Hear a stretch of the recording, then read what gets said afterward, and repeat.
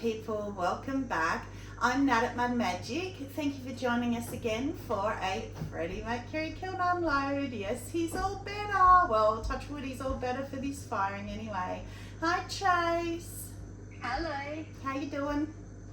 Good. So you promised you would fill us in on this new job. Oh, did I?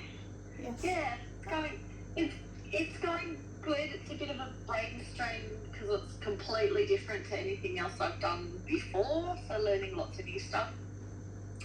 But we had the manager away today, so there was just two of us and we had the best day. You always do when the Really boss good. is away. Yes.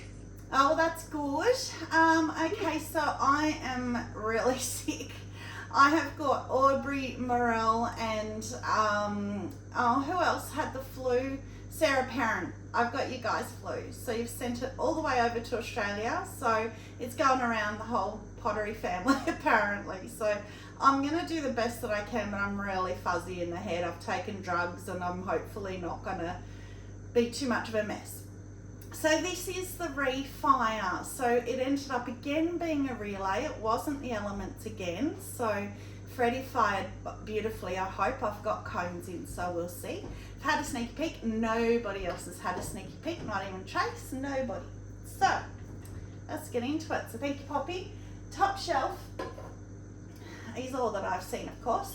So I'm going to need gloves because this is going to be a few kiln unloads one after the other because I've got two big markets coming up next weekend and I have so much stuff built up, all just bone dry. I've got a biscuit all, just so much stuff because I've been waiting for Freddy to get fixed and get better. So I'll have lots of kilns coming through quite quickly.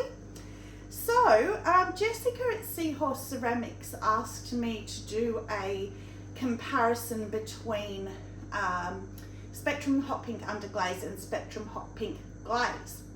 So Jessica, if you look at the previous kiln unload that I did that was the fail where Freddy was sick, that was, oh maybe it was one before, but anyway, you would have seen this platter. It's the flamingo platter and it had the hot pink underglaze on it. So what I did was I put 2 coats of the hot pink glaze, which is what this is. Looks very similar to me, very similar, bubblegum pink, and refired it. The 2 coats, the interesting thing is it didn't move. It's one of the very rare spectrum glazes that are quite stable. It's still got the, oh where are they? Like this kind of almost looks like crawling, but the underglaze did that. That's not the glaze. So that's just there, like it's covered it over, but you can still sort of see a little bit of the crater, if you like. But it is better. So I might just put it in my seconds rather than going again with it because it's just going to run and get burnt out. But anyway, that's true. I am really nervous because this is most of it is the refires from that failed kiln. So, you know, refires can be 50-50, but I've never just straight refired without adding anything. So I don't know what's going to happen. So 5 is only just starting to bend. The kiln before I had turned it down slightly because he was getting really hot. So that doesn't surprise me. So I might have to turn it back up a little bit. We'll see deeper. Now this one I did for, oh my gosh, I've forgotten her name. This is what I mean. I am so fuzzy headed. Angela at AP Pottery. Sorry, Angela, it's not you, it's me. She was talking and she had a piece in her last kiln that was iron luster oatmeal and she was talking about it and I said iron luster oatmeal works best on texture. 2 coats iron luster, 1 coat, 4 coats oatmeal. This is going to be a mess. But don't look at this one because it didn't get hot enough for it. So it's just brown.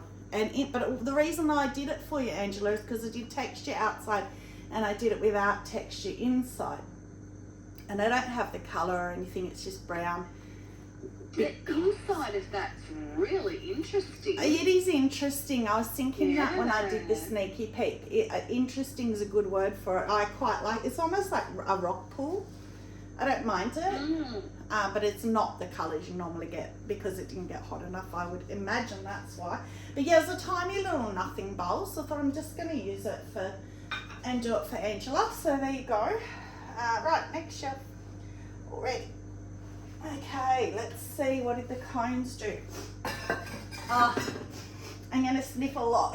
Runny nose. Oh no, big crack already. Aww. Well, I'm not letting it worry me. As I said last kiln, it is a refire. Refires, this happens.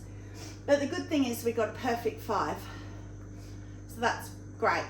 Because as I say, I had turned it down a little bit. So that's excellent. I'm happy with that. So let's get out the cracked one first. So this is, it's actually, I don't know if that's stuck. This is the weathered blue. No. Honey flux. Whoa, it's all cracked all down here too. So that is the refiring that's done that. That's huge. Oh, you can see that all the way down there and then all the way in the base, but they're not joined. It's 2 separate cracks. Wow, that's impressive. I was not happy at all. It's still really matte and horrible. So don't refire weathered blue, although that's honey flux in the bottom. So yeah, I'm not quite sure about that, but... So is the weathered blue supposed to be glossy? It's meant to be satin matte, but it's really matte. It feels like raw clay. Last time I used it, it was more satin, and it had more of the sky look to it, whereas that's just got nothing happening really. I quite like where they meet, and I did last time as well. I quite like that feathery where they meet. So even if I did honey flux all over with the weathered blue, I think that would give a really pretty colour. Yeah, that would look pretty. Yeah, because you know I'm not a big fan of the matte. So I did 2 of those. This one is not cracked, but it's not, it's a fail too. It's done the same. And I know there's like no movement except for a little bit around here. I don't know, not my cup of tea. Maybe with that one, if I put a bit of honey flux on it, who knows what would happen if I 3 times fired it, but it can't be any worse. So I might just chuck some honey flux on and put it through again and see what happens. You never know. So just put that there. This one's pretty. So this is not a refire. So I had some room. Oh, that reminds me. I had some extra room in the kiln because some of the pieces last time, the lotus bowls and a couple of other pieces failed and they went in the bin. So I had some room. So I put some pieces that were waiting in. How pretty is that? That is very pretty. Yeah, I think that's Purple Rain. Yeah, that's Purple Rain. See, and I don't know that I'm really going to be able to find these. What I might have to do rather than making you all wait is just go and edit and write in what they are. But I just found this one, so I called it Audrey Bowl. So these altered rim bowls, I'm always going to call Audrey Bowls now because she did a thing on how to make them. So it's pink gloss at the bottom and Purple Rain at the top.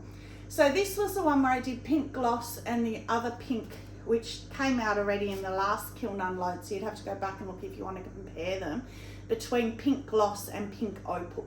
So this is pink gloss. Oh, it's so pretty. Aubrey Morel Designs uses that a bit. It's like bubblegum pink. It's very similar to the pink gloss. I wanted to see them both because, as I said before, I want to reduce my glazes and I don't need 2 pinks that are that similar. That's pink gloss. I think pink opal wins it for me just. But with the Purple Rain over, that is so me. That is so pretty. It is very you. Yeah, I love that. Okay, so then I've done a whole heap of magnets because I sold, one person at one market bought 21 magnets or something crazy. I know, one person, so wipe me out of magnets. So I just used all, it's hard with gloves, but I just used all stroke and coats because the good thing with stroke and coats, with underglazes obviously you have to put it clear over.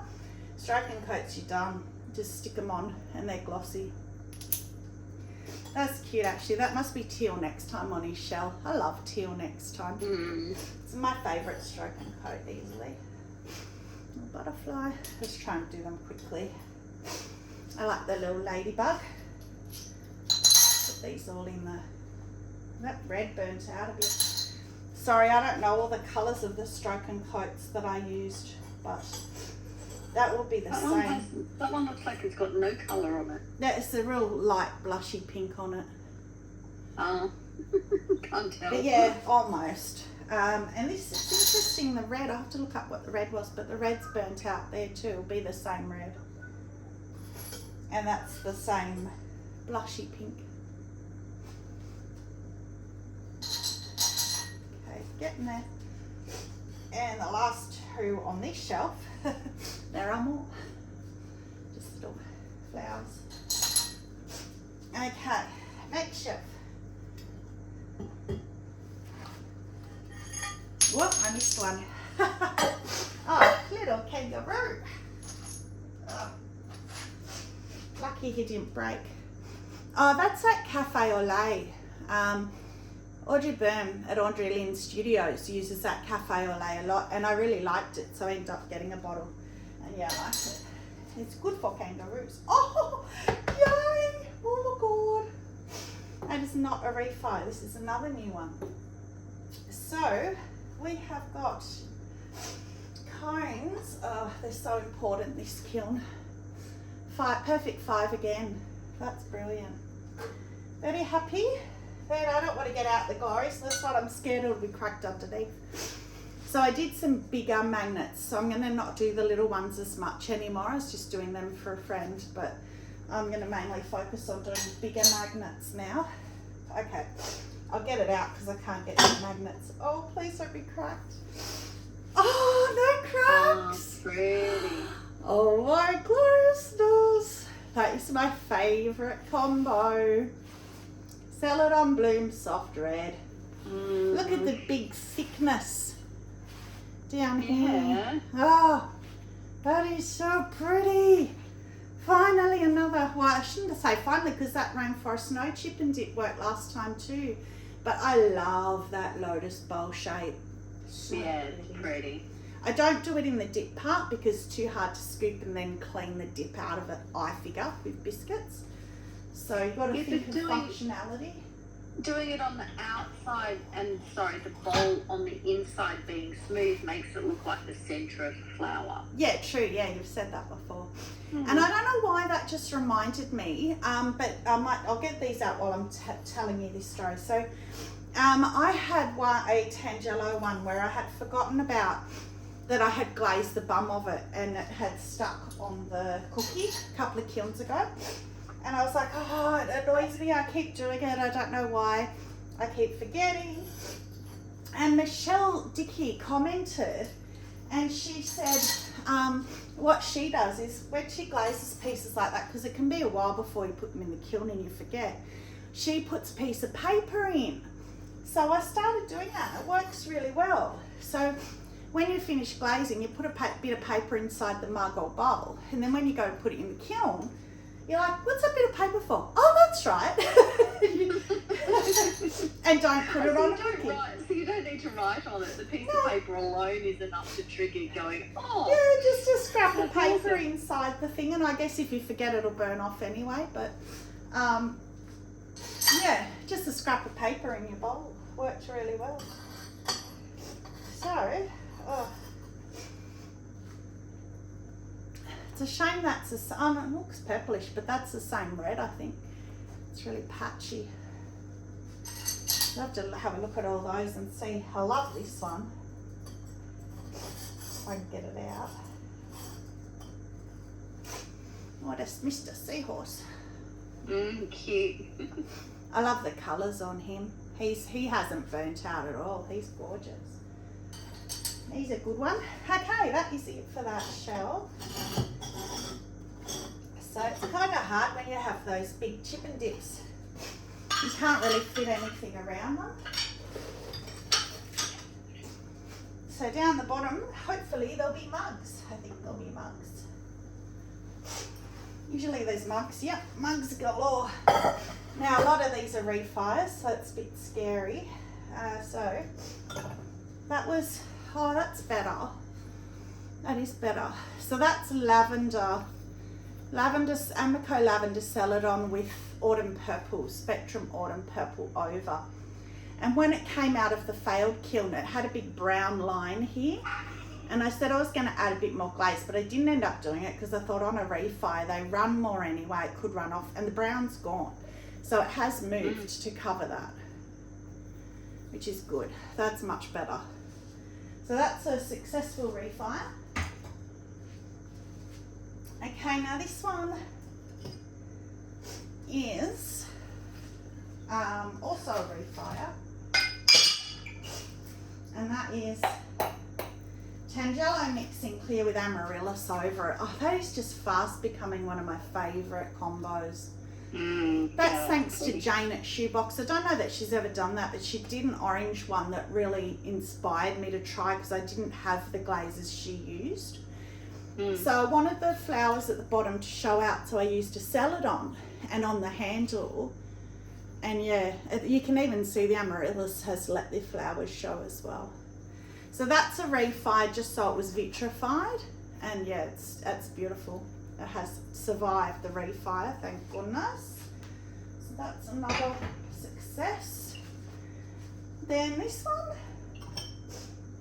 Oh, this is a bum mug. Oh, look how different this is. Wow. Wow. Oh, you have to go back and look at that one. Last kiln, fast forward to it. It was in the bottom as well. It came out, it was orange, it was matte, it was horrible. And I said it was the Unseth's combo that they call Sunset, I think, Sunset. And it was horrendous. And I said, oh, you know, it's not how it's meant to look. This is how it's meant to look. Oh, that's stunning. Inside was orange, like it was dirty orange. It was horrible. And it was matte as well. It was matte. It was horrendous, and I did not have any hope at all for this surviving. Well, changing, and wow, that shows you what temperature does to a piece. So that is sandstone, and then I think it is shallot, boogie pink, and sunrise. Yeah, sunrise and sunrise inside, because the sunrise was what went really, really orange under fired. That is glorious. That's pretty. I love that handle too. Me too. Oh, that's stunning. That is, I'm so happy. You have to go back at the last kiln and just fast forward to the very end and see the one. It won't even look like that to you. You'll see the sandstone at the bottom, and then it's just this horrible orange and matte and horrendous. And that is stunning now. That's amazing. To me, that's a huge difference to me. I don't think I'd be able to quickly see it. Oh yeah, it is. So that's what I said. You could get funky with your editing and take a photo of it undefired and put it in your edit, put a little pop-up picture. I tried to do that. Oh, that reminds me. I tried to insert some pictures from Brucey's Big Bash. You guys would have seen my video. We finally had Brucey's Big Bash. It was the best night ever. Tried to put pictures in, and they went in and the video saved, but then when I uploaded it, the pictures weren't there. So you'll have to give me a little lesson on how to do that, and I will do that. Anyway, yes, I was right. Sandstone in the bottom, shallot, boogie pink, sunset. So my memory was actually right, and that's the Unseth's combo.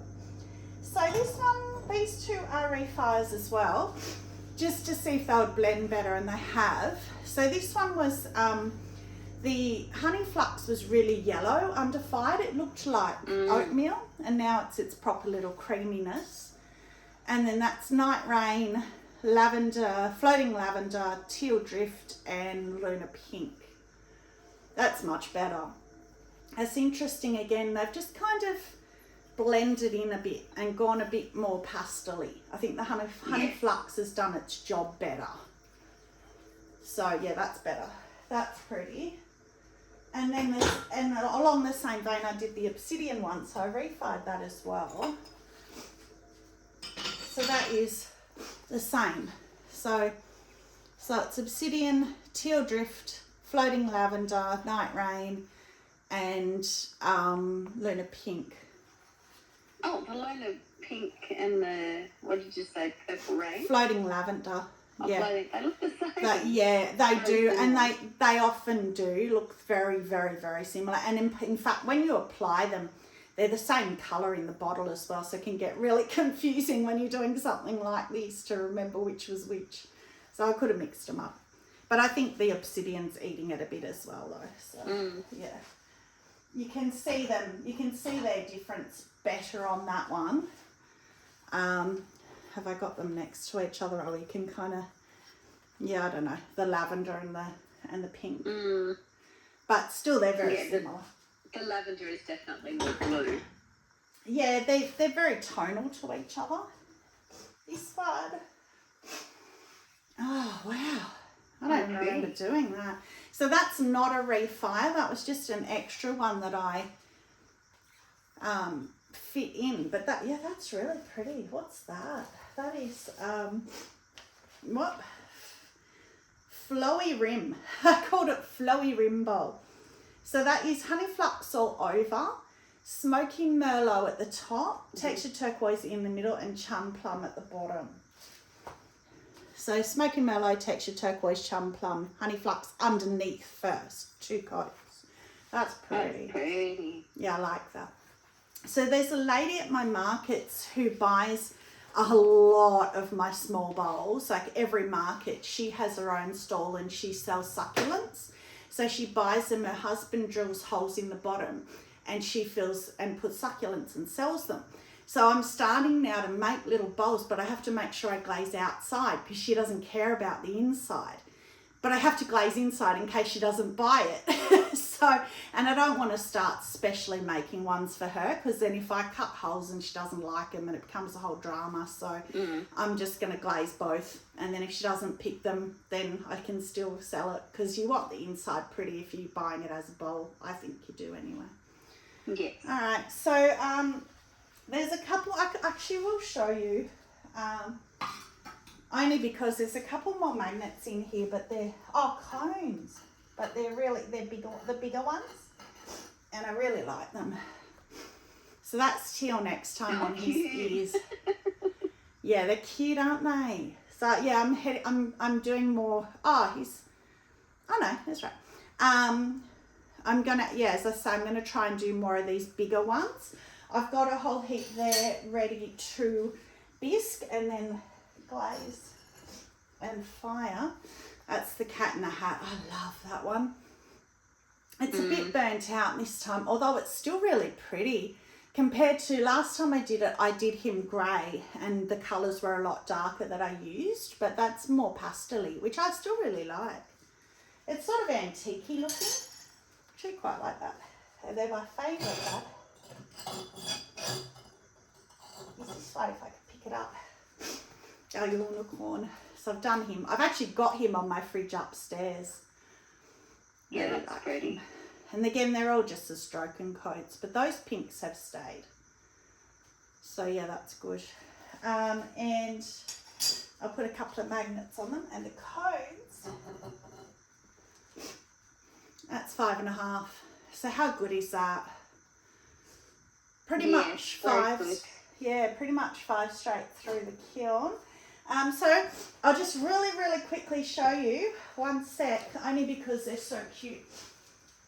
I probably should have picked them up because they're not, I'll just do one because they're not even bisqued yet. But this is these are my new sort of going to be my magnets. So cute. Little mushroom. They're going to be beautiful once you paint them. So I've got a lot that size and I'm going to start going for that size and selling the bigger ones, put 2 magnets on the back. And I've got a fairy. Most of them are mushroom houses, but you'll see them come through. They're all like the silicone sprig molds from Temu. If you just put in mushroom or sprig molds, silicone molds, put that in, heaps come up. So that's it. Kiln favourite. Hang on. Oh, where did I put that? That is scary because that is very fragile. If I can touch it yet, that is definitely my kiln favourite. It's because it's my favourite combo and I love the lotus shape. Yes, that is beautiful. But You know I'm always a fan of the surprise appeal, the shock appeal. That wins it for shock appeal.